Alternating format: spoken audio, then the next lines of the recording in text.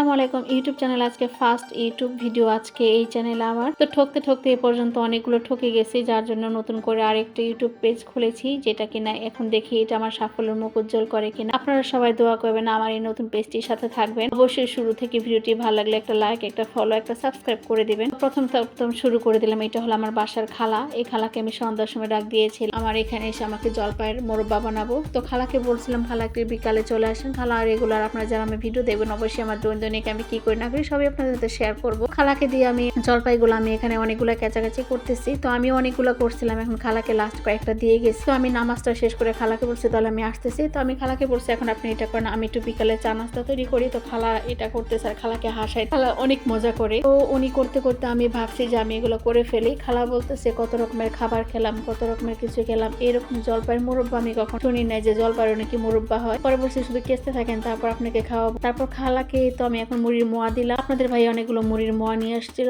খালাকে বললাম যে আপনি খেয়ে পানি খেন, আর 2 পিস কেক দিয়েছিলাম যে কেক খেয়ে পানি। তারপর তাকে একটু কেক দিলাম, সাথে সাথে আমি একটু খাচ্ছিলাম তার সাথে গল্প করতে। তো বলতেছি যে আমি ইউটিউব থেকে সফলতা পাইনি, একটা ইউটিউব চ্যানেল আমার ডিলিট করে ফেলছি, শুধু বারবার স্ট্যাক খাচ্ছিলাম, যার জন্য আবার নতুন করে আরেকটা চ্যানেল খোলা হচ্ছে। তো সেটার জন্য আপনারা সবাই আমার জন্য দোয়া করবেন আমি যেন আগাতে পারি। তো খালা বলতেছে করেন, কোনো হিয়া নাই, আমরা তো অবশ্যই আপনার জন্য দোয়া করি। আমার খালা আসলে অনেক ভালো। তারপর চা করলাম, চা 2 কাপ, 1 কাপ আমার, 1 কাপ খালার। আর এই তো আপনাদের ভাইয়া অনেকগুলো চিনি নিয়ে আসছে। এই চিনি দিয়ে এখন কি করবো সেটা আপনারা অবশ্যই দেখতে পাবেন। সেটা হলো আমার এই জলপাইয়ের মোরব্বাতে লাগবে চিনি। তারপর এই তো চা খেয়ে খালাকে বিদায় দিয়ে দিলাম। বিদায় দিয়ে এখন আমার যে কাজ সেই কাজটা অবশ্যই আমাকে করতে হবে। এটা হলো জলপাইয়ের মোরব্বা। আমি এর জন্য চিনি দিয়ে ফেললাম। এটাকে ভালো করে আমি এখানে নেড়ে চেড়ে এটাকে আমার যেটা করতে হবে, এটাকে আমরা পুডিং বানাই যে ক্যারামেল তৈরি করি সেই ক্যারামেল করতে হবে। এটা ক্যারামেল ছাড়া কিন্তু কখনো আপনার এই মোরব্বাটা হবে না। তো ক্যারামেল করি কিন্তু আপনার মোরব্বাটা করতে হবে। তো দেখেন আমরা এই পর্যন্ত কত রকমের খাবার খেয়েছি, আর এখন মানুষ যত দিন যাচ্ছে ততই মানুষ বিভিন্ন রকম খাবার তৈরি করছে। তো ভাবলাম যে এই জিনিসটা যদি আমি না করি তাহলে তো আমি বের। তারপরে এই তো জলপাইগুলো খালা ধুয়ে দিয়ে গেছিল, সেই জলপাইটাকে আমি ভালো করে একটু হাফ বয়েল করে আমি এখানে ক্যারামেলের উপর ঢেলে দিলাম, একটু মরিচ গুঁড়া দিলাম। আর এই তো আমি যেটা দিলাম সেটা হলো কাশ্মীরি লাল মরিচের গুঁড়ো। এটা কিন্তু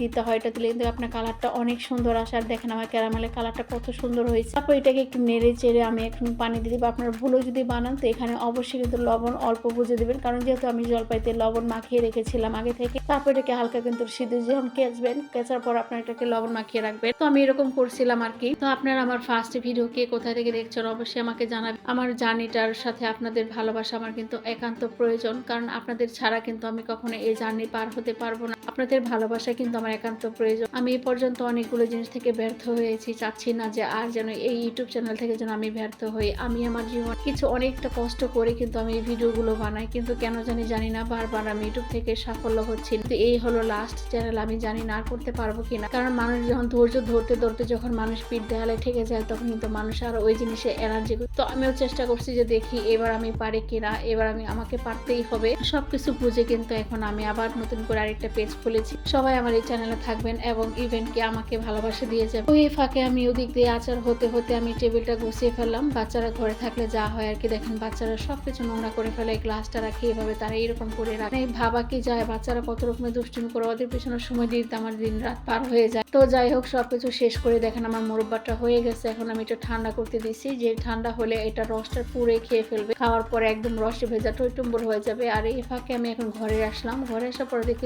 খালা ছাদ থেকে অনেকগুলো কাপড় নিয়ে, কাপড়গুলো ভিজা, কালকে কাপড়গুলো ধুইছে, আজকে সারাদিনও শুকায় নাই, বাইরে আজকে রোদই ছিল। তারপর খালাকে বললাম কাপড়গুলো আপনি রেখে দেন। তো খালা রাখছে, এখন আমি এটা আর কোথায় নাড়বো, বলেন নাড়ার কোনো জায়গা নাই। তাই ঘরের জানালাতে আমি এইভাবে কাপড় নাড়ি। আপনারা কে এরকম ঘরের জানালাতে কাপড় নাড়েন? আমার বারান্দা আছে, কিন্তু বারান্দা অল্প কয়েকটা কাপড় মেলা যায়, সব কাপড় মেলা যায় না। আর এখন যেহেতু শীতের সময় আমি যে কাপড়গুলো বাইরে রাখবো সেগুলো সব ঠান্ডা হয়ে যাবে, তার চেয়ে কিন্তু ঘরেই ভালো, ঘরে খুব সুন্দর শুকিয়ে যাবে। তো এইভাবে আমি কাপড়গুলো ভাঁজ করতেছি। আর দুঃখের বিষয় ভিডিওটা আমি এক হাতে মোবাইল দিয়ে করছি, তো যার জন্য আমি কিন্তু 2 হাত দিয়ে কাপড় ভাঁজ করতে পারছি না। আমার ট্রাইপডটা নষ্ট হয়ে গেছে, যার জন্য সবকিছু কপাল যার খারাপ থাকে তার সবকিছুই খারাপ থাকে, তার কোনো কিছুই ভালো থাকে না। যেমন আমার কপালটা এরকম, আমার কোনো কিছুই ভালো না। তো যাই হোক আজকের মতো এখানেই আমি আপনাদের সাথে আমি পরিচিত হয়ে গেলাম।